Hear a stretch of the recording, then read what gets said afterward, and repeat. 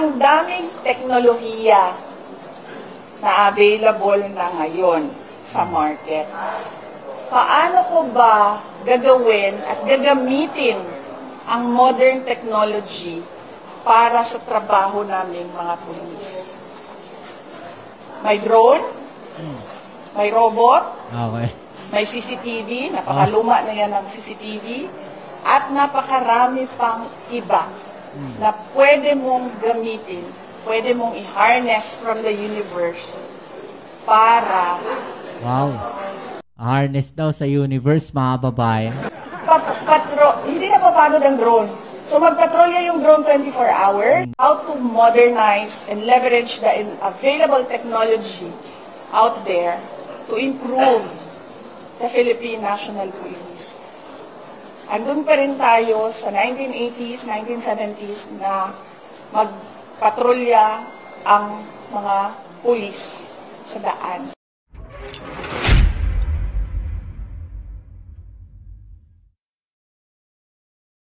Would help resolve criminality sa bansa natin.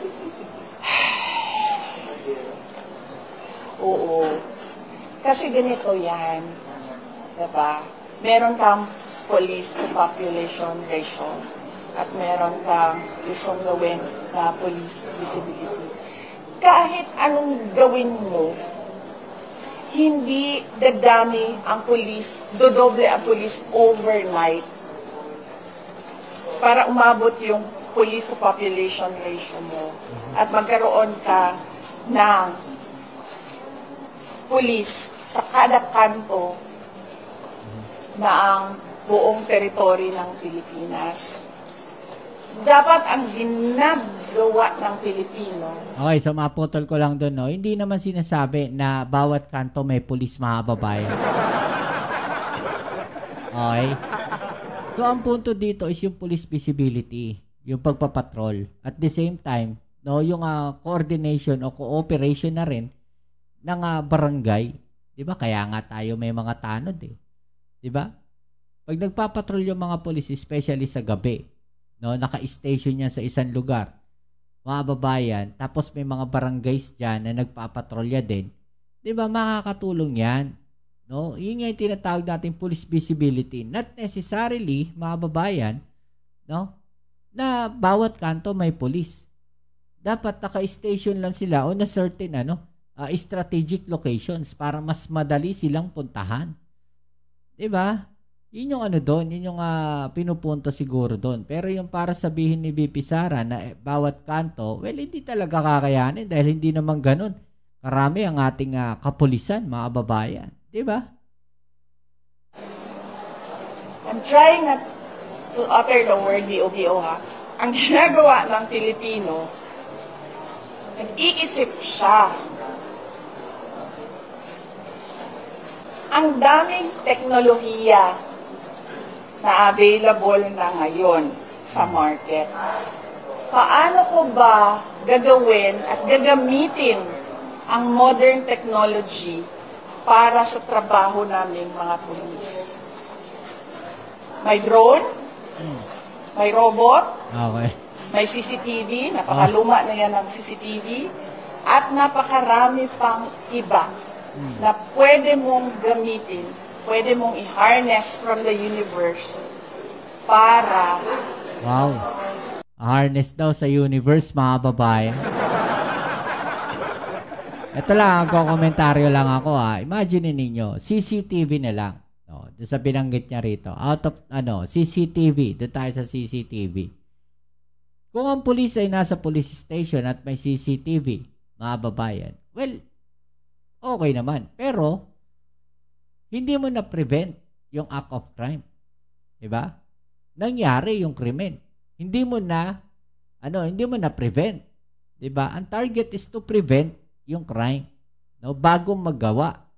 Kasi may police doon, natakot ngayon yung tao na gumawa ng krimen dahil may police visibility doon sa area na yon.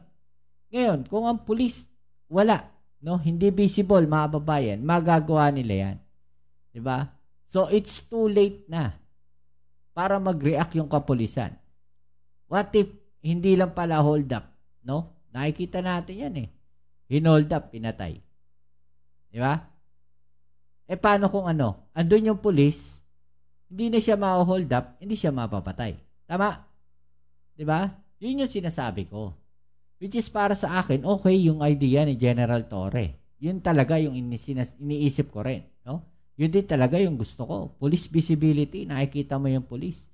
Pero para alisin mo yung police dyan, no, at gagamit ka ng technology, it's too late. Dahil nagawa na yung krimen. Ang magagawa nyo na lang is ito trace. No? I-trace saan pumunta yung tao. Diba? Iti-trace nyo lang eh. Wala na. Mahuhuli niya. Baka makatakas pa nga yan eh. Days na bago ninyo mahuli. So yung reaction time ng police, wala na. Diba? Hindi ba sila natutuwa na nag-iisip ng ways ang ating gobyerno, ang ating kapulisan, no, paano ma-prevent? No, kung hindi man totally ma-prevent, mapababa ang crime rate. Di ba? Pagkus binabatikos pa nila. No, sasabihin nila na mali, hindi tama yan. Gumamit kayo ng technology. Well, hindi ba mas maganda na mayroong personal at plus technology yung gagawin natin? Di ba? May tao may monitoring sa presinto, may tao ron, no, na nagmo-monitor ng mga nangyayari sa mga barangay levels, may mga ganyan eh. No, meron silang CCTV, tama? Na may taong nakamonitor ton. May nangyayari sa ganitong lugar, iraradyo lang. At least kung merong mga tao sa field, sa area, 'di ba? Maiikutan ka agad nila. 'Di ba? Iraradyo lang naman 'yan eh.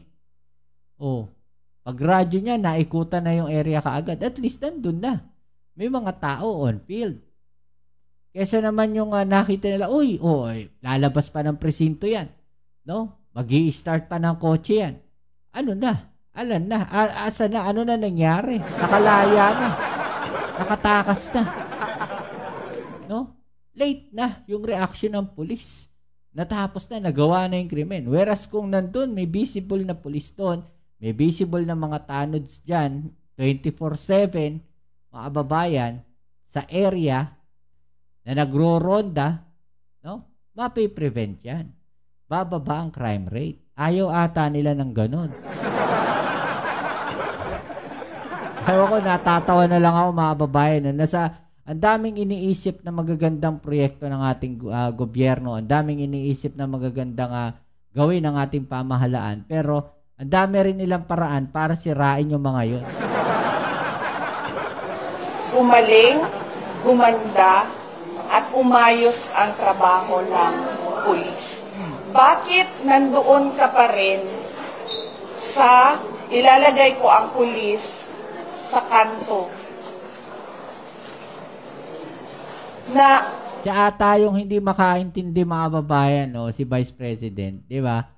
Hindi kaya mas maganda yung parang para sa akin, no, mas maganda yung way kung ang sasabihin niya bilang Vice President. Okay yan, maganda yan. No? Ganito, no, yung ganitong way. Okay naman yung police visibility na yan. No? Pero mas maganda rin sana, no, bukod sa police visibility, gumagamit tayo ng technology. Mas ini-enhance natin yung technology. May suggestion ako, may ganitong strategy, mas sa tingin ko mas okay to. Hindi ba parang mas masarap pakinggan? Di ba mga kababayan? Mas masarap pakinggan, no? Hindi pang babatikos, bagkus parang kahit simpleng binabatikos mo na yung gobyerno, no, maganda pa rin sa paningin o pandinig ng mga tao yung sinasabi mo. Di ba parang mas okay yung ganun dating kaysa yung direct, no, na sinasabi mong hindi maganda yan, hindi okay yan. Di ba? Pambabatikos yung dating eh, hindi tulong. Sabagay, ayaw nga nilang tumulong na sa gobyerno, di ba? With a drone, with a robot, kasi robot ang mga drone, mga kababayan. Sige nga, Aber. Ang drones, mga kababayan, may certain time limits lang yan. Ha? Nasabi ko sa inyo. Ang drone, maximum yan minsan 15-20 minutes nasa ere. No? At hindi naman po pwedeng yan talaga ng mga paikot-ikot. Hindi ako sang-ayon sa drone. May ano lang yan, may limitations yan. Yung paramihin ng CCTV cameras, yun ang mas okay. CCTV cameras, police visibility para sa akin, mas okay yan. No, kaysa gagamit tayo ng drone. Robot, napaka-high maintenance yan. Wala tayong pambili niyan. Wala pambiling gobyerno niyan. Diba? Kaysa gumastos ka ng pambili ng mga robots dyan. Ewan ko sa nag-iisip to si BP Sara eh. Kaysa bumili ka ng mga robot, no? Ibuhos mo na lang yung pondo na yan para sa kapulisan. No? Para mas ganahan sila, incentives. Diba? Kaysa ibili mo ng robot, bumili ka ng mas makabagong mga gamitan. Magdagdag ka ng mas maraming CCTV. Diba? Kesa naman robot na isip nila. Nakaalam ko sa pangalan nila na pwede mong ano tawag yan? Hindi ikalat. Hindi. Anong tawag nung pag ang pulis? Nagro-ronda? Patrol. Yes. Sorry. Pwede mong Robot, pagpapatrolyahin daw mga babae. Grabe, robot robot magpatrol ka diyan. Baka yung robot manakaw pa yan eh. Oh? Ano yan, baka aarmasan din yan. Darating yung panahon, may Robocop na tayo dito. May pagka sci-fi din mag-isip to si BP Sara eh, no? Okay din eh. High-tech. Hindi na papagod ang drone. So magpatrolya yung drone 24 hours. Yan, hindi nga napapagod ang drone. Pero may limitations yan, sinasabi ko sa inyo. Hindi mo pwedeng pagpatrolyahin ng 24/7 ang drones. May limitations ang battery niyan. No? Let's say maximum niyan is 40 minutes sa ere. So ibabalik mo, ibababa mo yan ha. Okay? So ibababa mo yung drone, magpapalit ka ng battery, i-charge mo yung battery, tapos paliliparin mo uli yung drone. Okay? So yung certain time na yon, let's say 2-4 na drones paliliparin mo. 4 na pulis ka agad. No? Ang kailangan mo para lang magpalipad ng drone. Para lang paikutin mo dyan. No, sa isang lugar. Okay? Oo, naikutan yung areas, nakita yan. 24/7, 4 na pulis. In 8 hours, ilang beses magsacycle ng battery yan. In 8 hours, gaano karaming battery ang kailangan mo dyan? Mas magastos yan. No? Whereas kung nandyan ang pulis naka-station dyan, gumastos ka ba ng kuryente? Sa pulis? Na naka-station? Gumastos ka ba? No, ng pambili ng drone, ng batteries? Diba? Hindi ko alam kung paano sila nag-iisip mga babayan. No? May masabi lang. Ay nako. Yung CCTV, hindi napapagod yan. So, yung CCTV mo, 24 hours. Pag pinanoon ka pa rin sa ilalagay ko ang pulis. Oo, CCTV, pabor ako dyan, tsaka pulis. Hindi mo nga talaga mahabol yan lahat with, your, human workforce. So, dapat ang iniisip mo, how... Yung robot ba, mahahabol nila yung mga snatcher? Yung drone ba, mahahabol nila yung mga snatcher? Diba? Whereas, kagaya nga na sinasabi natin prevention, mas okay. No? Prevention. Police visibility. Mas okay yan. Kaysa naman yung mga police, no? Nandun sa station, too late na to react. Nangyari na yung insidente. Pero yung prevention mo na nasa labas mismo ang police, no? Meron silang station sa labas, mas okay yun. Diba? Ewan ko, paano sila mag-isip ito mga babayan, How to modernize and leverage the available technology out there to improve the Philippine National Police. Andun pa rin tayo sa 1980s, 1970s na magpatrolya ang mga pulis sa daan. Pero once again, napatunayan natin na effective yan during pandemic. Diba? Yung strategy na yan, mas effective yan. Ginagamit pa rin yan sa ibang bansa. Sa US, di ba mga polis nagpapatrol? Sa ibang bansa, sa Singapore. Ang pulis sa Singapore, makikita ninyo, no, nasa MRT station, nasa station ng mga train, no?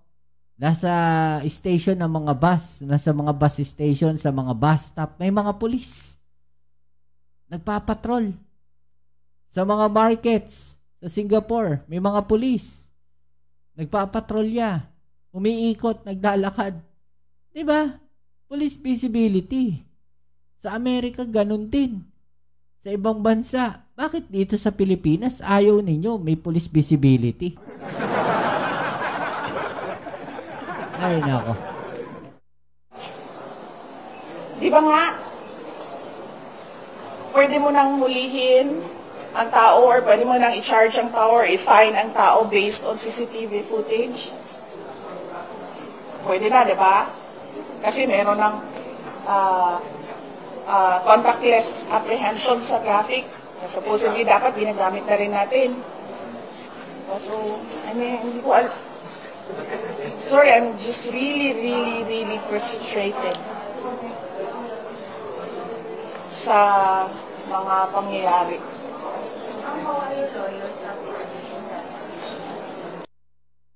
Yes, oo. May mga pulis talaga sa iba't ibang bansa po, no? Diyan sa Australia, pulis na nagpapatrol. Tama naman po, 'di ba? Yung mga hot pursuit, pwede niyo ating gamitin yung mga drones sa mga hot pursuit. 'Di ba? Oh, may nagradyo o may insidente rito. O paliparin yung drone. Saan banda yan? O, pwede mong papuntahin yung drone doon. 30, 40 minutes, nag-iikot yung drone. Imposibleng di makakita yan. At the same time, the help ng CCTV. O, saan pumunta? Dito, ganyan. Radyo lang. O, police, nasa field na. Diba? Kasi yung aalis pa lang sa presinto, ilang minuto na yung inubos nun. Diba? Ilang minuto na inubos ang pulis pag i-start pa lang.